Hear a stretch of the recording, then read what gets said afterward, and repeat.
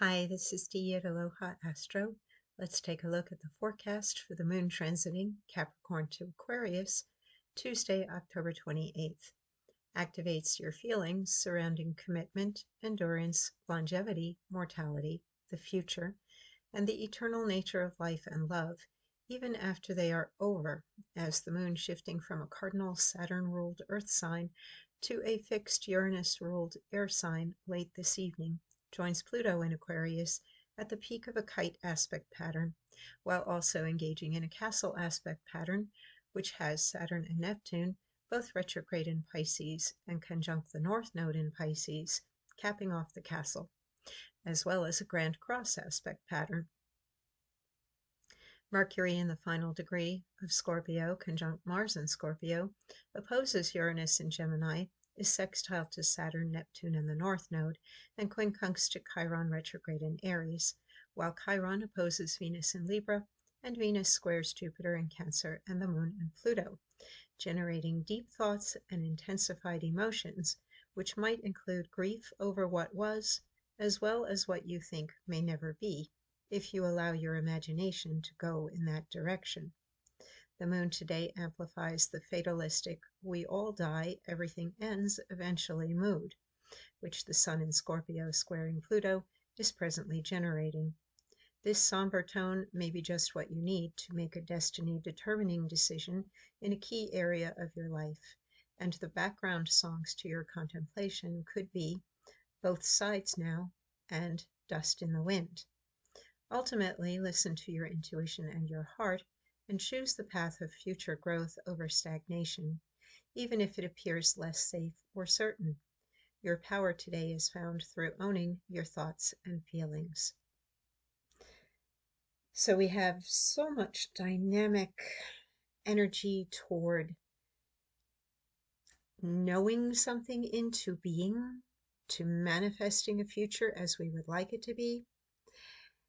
And then we also have the letting go of expectations and of the past, letting go of the fears that we're going to reproduce and create the same, oh, it'll never work out type of energy, or everything does end.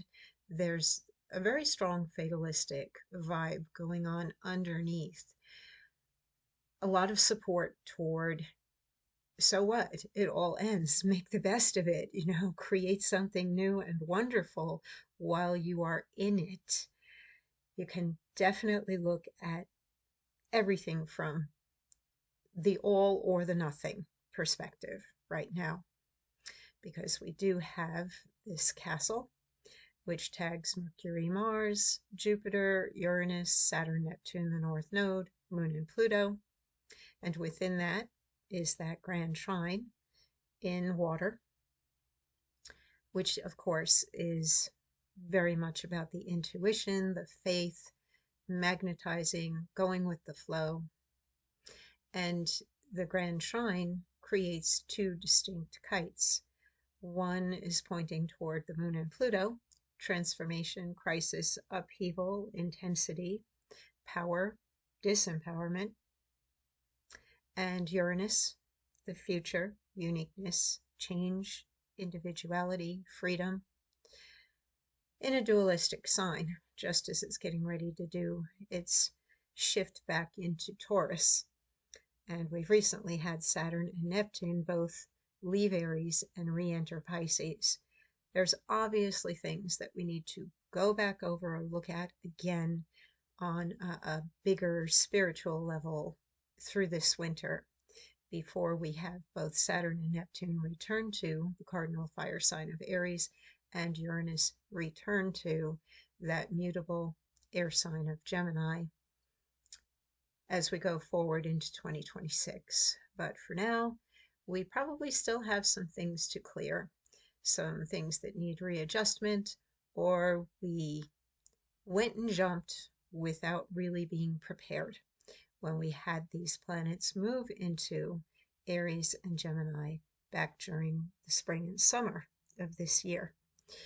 So a little bit of readjustment, a little bit of going back into feeling things out while we maybe sit in the in the fog, but also that Pisces energy is where we imagine what could be and where we apply our faith and our patience, and we keep holding that vision. So we obviously need some time to go back in and get ready before we project things out on the bigger life plan menu. But for the immediate today, oh boy, that's a tough one. This is a tough square because it is going to make things seem extremely intense, all or nothing. And yet, those squares and oppositions are the tools and the catalyst for getting out of the stuckness or becoming aware and identifying and saying, well, that's not an energy I want to stay in. That's not where I want to remain. I would rather be leaning into that castle, that mystic rectangle, that grand shrine, the two kites, and having control, power over my thoughts, my imagination, holding the picture of where I'm headed in the future, rather than, oh no, what if I look down and fall into the chasm? There's always a chasm to fall into. However, it really does become more important if you are on a spiritual path or an ascension path and you have been raising your frequency over time incrementally, you fall further down than if you are at, let's say, baby steps beginning stages. You don't have that far to slip back. It's almost as if the planets right now are saying, you know better. Like literally, like when you're standing at the top of a very tall building at the edge and don't look down. Don't look down. Keep looking up or ahead, but you don't look back down. And it is very easy with that grand cross right now to become overwhelmed and to be looking at, well, what are all the worst case scenarios?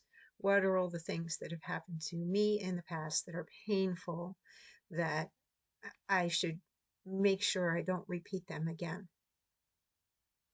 Well, the planets are never all exactly in the same place again as they were once before. There's always going to be something that's in a slightly different permutation and interaction that gives you the opportunity to do it in a different way. So even though history does repeat and cycles come back around again and again and again in a fairly predictable way, each individual planet has its own cycle. But because they are all different from each other, they're, as far as I know, never going to be exactly identical as another day in time that you've lived through, where you can say, all the planets were in the same place doing all the same things in my chart. You always have the ability to change and grow and to work through the challenges in your own natal chart, the challenges in the transits, and to apply in a different way whatever your talents and attributes are within your natal chart and whatever support is being offered to you at the time through the uplifting and supportive transits. So I think that's it for today. We still have some Mercury tension where you might be wondering, is this a Mercury retrograde? Not yet, but there will be one in November.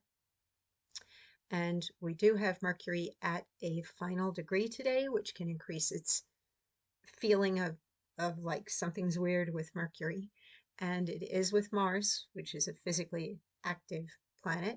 And they are opposing Uranus, which is unsettled and impulsive energy. So do be careful as you're out there on the road and anticipate that other people may be easily distracted or impulsive. Take care, stay safe, and I'll be back again tomorrow.